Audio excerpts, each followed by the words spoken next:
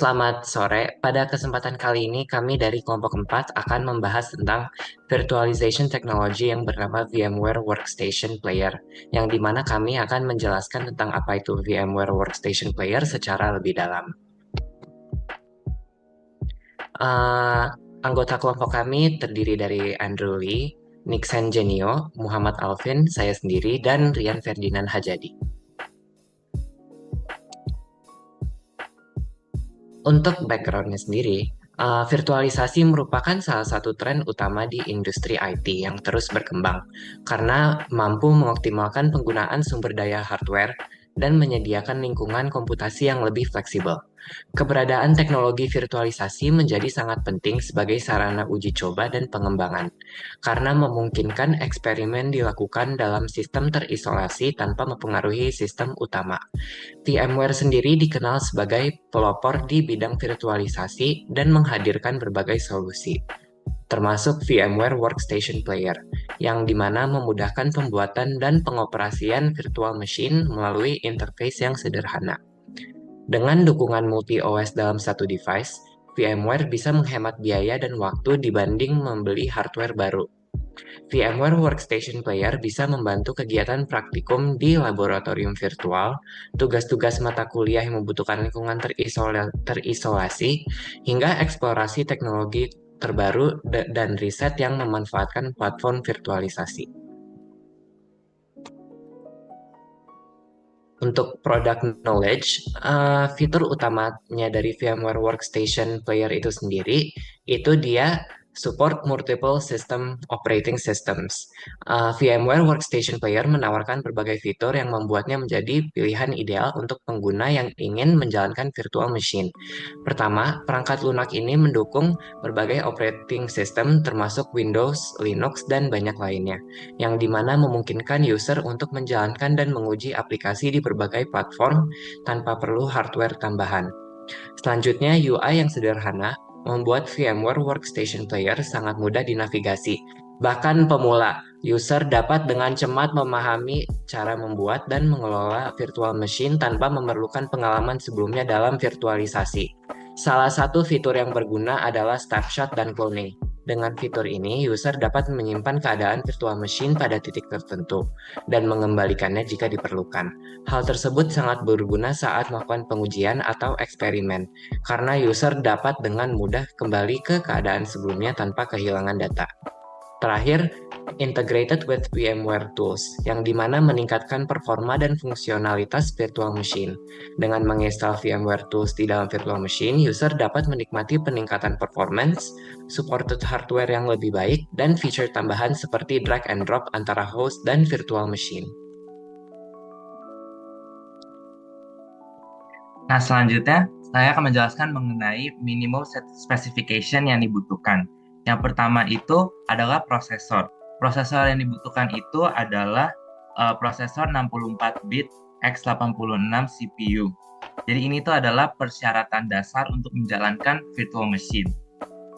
Selanjutnya itu adalah spesifikasi RAM. Jadi RAM minimal yang disarankan adalah 4 GB, meskipun untuk pengalaman yang lebih user experience yang lebih baik disarankan untuk memiliki 8 GB atau lebih. Dan semakin banyak RAM yang tersedia, semakin banyak pula virtual machine yang dapat dijalankan secara bersamaan tanpa mengurangi performa. Yang terakhir adalah disk space. Jadi untuk disk space, pengguna memerlukan minimal 1 GB untuk instalasi perangkat lunak atau software ini sendiri.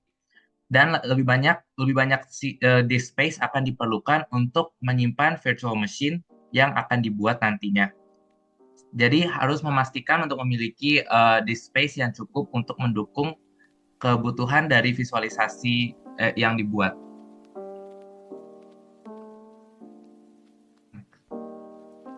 Next. Selanjutnya adalah available versions. Jadi untuk available versions tersedia VMware Workstation Player Free. Jadi ini tuh dirancang untuk penggunaan pribadi. Versi ini memungkinkan pengguna untuk menjalankan virtual machine tanpa biaya.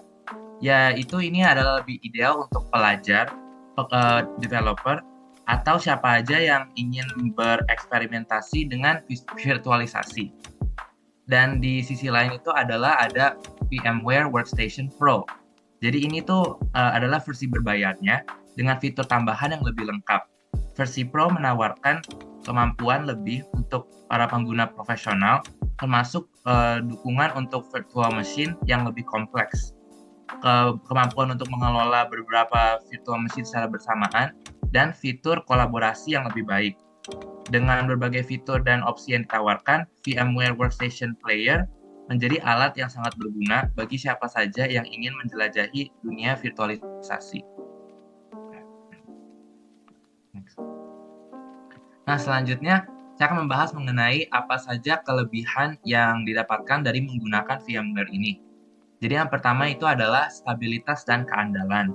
Jadi karena VMware telah lama dikenal sebagai platform virtualisasi yang stabil, ini memang cocok untuk berbagai kebutuhan dari penggunaan individu sampai ke perusahaan-perusahaan yang besar. Selain itu, downtime-nya juga sangat minim, menjadikannya pilihan utama untuk produksi dan juga untuk pengujian atau testing. Yang kedua adalah fleksibilitas multiplatform. Jadi VMware ini tuh mendukung berbagai OS sebagai host maupun guest. Contohnya ya dia mendukung Windows, Linux, ataupun Mac OS. Dan VMware ini memang cocok untuk developer yang ingin menguji aplikasi di berbagai OS tanpa memerlukan perangkat tambahan. Selanjutnya adalah fitur snapshot dan clone. Nah, fitur ini memungkinkan pengguna untuk menyimpan status dari virtual machine dan mengembalikannya kapan saja.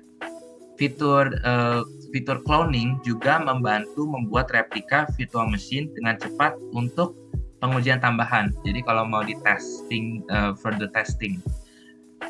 Selanjutnya adalah kinerja yang optimal. VMware mendukung akselerasi hardware sehingga performa dari virtual machine mendekati performa asli dari si hardware itu. Selain itu, dia juga mampu menangani aplikasi yang berat seperti database server ataupun simulasi yang kompleks.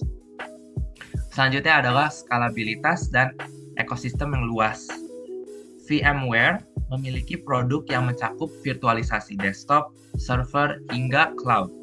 Misalnya adalah VMware ESXi dan VMware vSphere. Dan VMware ini juga kompatibel dengan berbagai layanan tambahan seperti vSAN untuk penyimpanan virtual. Selanjutnya adalah keamanan yang kuat. VMware menyediakan lingkungan isolasi sehingga serangan atau kesalahan pada si virtual machine ini tidak akan memengaruhi hasil atau hostnya. Dan selanjutnya dia juga mendukung data encryption dan juga proteksi dari si jaringan virtual atau virtual network. Selanjutnya adalah kemudahan si user untuk menggunakan software ini. Jadi memang interface grafis dari si VMware ini tuh sangat sederhana, terutama pada produk seperti VMware Workstation Player. Sehingga proses instalasi dan konfigurasi relatif mudah bahkan bagi pemula.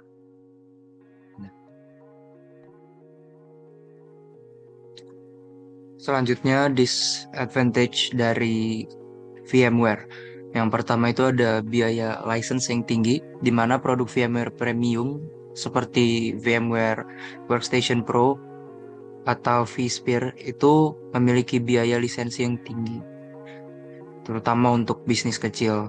Jadi, kalau pakai VMware Workstation Player yang biasa, itu memiliki fitur yang terbatas dibandingkan dengan versi yang berbayar. Terus kedua, konsumsi sumber dayanya tinggi. Jadi membutuhkan perangkat keras dengan spesifikasi yang tinggi supaya bisa berjalan dengan baik, terutama saat menjalankan banyak VM. Nah, ini dapat memperlambat sistem host jika sumber daya tidak mencukupi. Terus ada kompleksitas dalam pengaturan lanjut, di mana fitur canggih seperti integrasi cloud ini atau virtualisasi jaringan membutuhkan pengetahuan teknis yang mendalam. Jadi nggak semua orang dapat dengan mudah paham dengan fitur-fiturnya. Terus kompatibilitas terbatas dengan macOS, di mana VMware hanya mendukung macOS sebagai guest OS pada perangkat Apple, sehingga membatasi fleksibilitas bagi pengguna non-Apple. Terus ada ketergantungan pada hardware. Performa VMware ini sangat tergantung pada spesifikasi perangkat keras. VM ini mungkin berjalan lambat pada perangkat dengan spesifikasi yang rendah. Terus terakhir itu ada minimnya dukungan untuk fitur cloud gratis, di mana versi gratis itu nggak punya cloud integration yang kuat dibandingkan dengan solusi cloud native seperti Amazon Web Services atau Microsoft Azure. Nah, selanjutnya kita bahas how to use it, gimana cara gunain VMware-nya. Pertama kita install dulu, itu dengan menginstalnya di situs resmi VMware. Untuk proses instalasinya, kita kunjungi situsnya, kemudian download, habis itu ikuti petunjuk yang diberikan. Setelah instalasinya selesai, kita dapat menemukan icon VMware Workstation Player di desktop atau menu aplikasi. Kemudian kedua, kita membuat mesin virtual baru. Pertama kita membuka VMware Workstation Player, lalu membuat new virtual machine dengan memilih sumber instalasi dan ikuti wizard untuk mengatur konfigurasi virtual machine. Terus ketiga, menjalankan virtual machine, di mana setelah virtual machine sudah dibuat, kita dapat menemukan tombol play untuk menjalankan mesin virtualnya. Selanjutnya,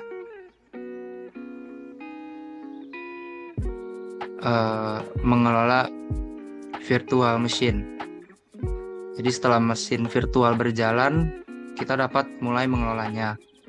Kita gunakan fitur snapshot untuk menyimpan keadaan mesin virtual pada titik tertentu. Jadi ini memungkinkan untuk kembali ke keadaan tersebut jika diperlukan. Kemudian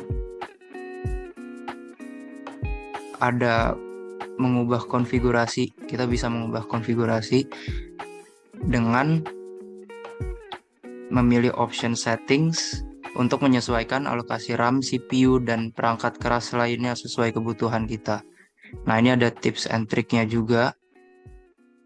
Untuk tips and triknya, supaya kita memastikan performa yang optimal, disarankan untuk menginstal VMware Tools di dalam virtual machine setelah sistem operasi terinstall. VMware Tools akan meningkatkan kinerja dan fungsionalitas virtual machine, termasuk dukungan untuk resolusi layar yang lebih baik dan integrasi perangkat keras. Selain itu, selalu harus ingat untuk mencadangkan data penting sebelum melakukan perubahan besar pada virtual machine, seperti mengubah konfigurasi atau menginstal perangkat lunak baru. Nah, ini akan membantu kita menghindari kehilangan data yang kita tidak inginkan pastinya. Sekarang saya akan memberikan tutorial bagaimana cara menggunakan VMware. Untuk VMware yang akan saya gunakan kali ini adalah VMware versi ke-16 dan untuk operating sistemnya adalah Ubuntu. Pertama, kita akan mulai dengan proses instalasi dari VMware. Di sini saya sudah menyiapkan file dari VMware. Bisa langsung dijalankan saja.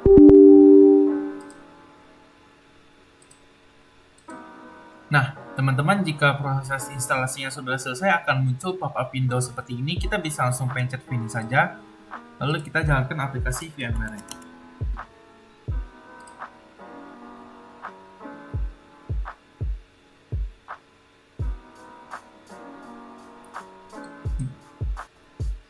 Nah, berikut adalah tampilan dari aplikasi VMware. Di sini kita bisa langsung memasukkan Ubuntu ke dalam VMware. Langkah pertama yang harus kita lakukan adalah di sini kita bisa klik Create a New Virtual Machine. Kemudian kita akan menggunakan installer this image file atau ISO. Lalu kita cari file dari Ubuntu. Jika sudah, kita bisa langsung next. Nah, di sini teman-teman bisa membuat akun dari virtual machine teman-teman.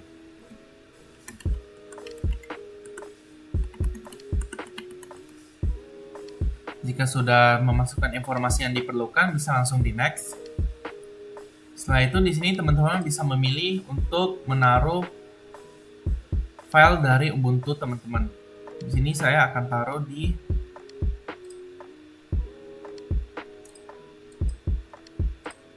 database saya. Kemudian bisa di next. Nah, di sini teman-teman bisa memilih maksimum disk size untuk Ubuntu serta konfigurasi lainnya. Di sini disarankan untuk menggunakan size-nya itu 20 GB serta split virtual disk into multiple files. Bisa langsung di next. Kemudian di sini teman-teman bisa mengecek ulang konfigurasi yang telah teman-teman lakukan. Di sini untuk size disknya adalah 20 GB dengan konfigurasinya split, memorinya 2 GB, kemudian network adapternya NAT, serta order devicesnya itu adalah sekian. Jika sudah sesuai, teman-teman bisa langsung pencet finish.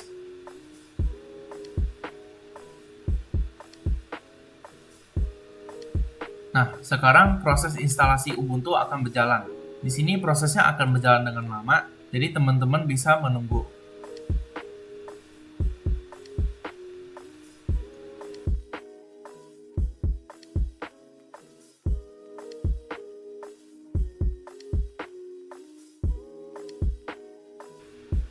Nah, teman-teman, setelah proses instalasinya selesai, di sini akan muncul tampilannya seperti ini ya, teman-teman. Jadi teman-teman bisa klik aja akun yang tadi sudah dibuat. Kemudian masuk ke akun dengan memasukkan password yang tadi sudah teman-teman buat.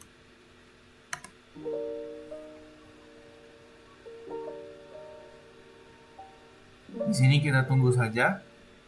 Nah, jika sudah masuk ke akunnya, tampilannya akan seperti ini. Sini berarti proses instalasi Ubuntu telah selesai. Thank you.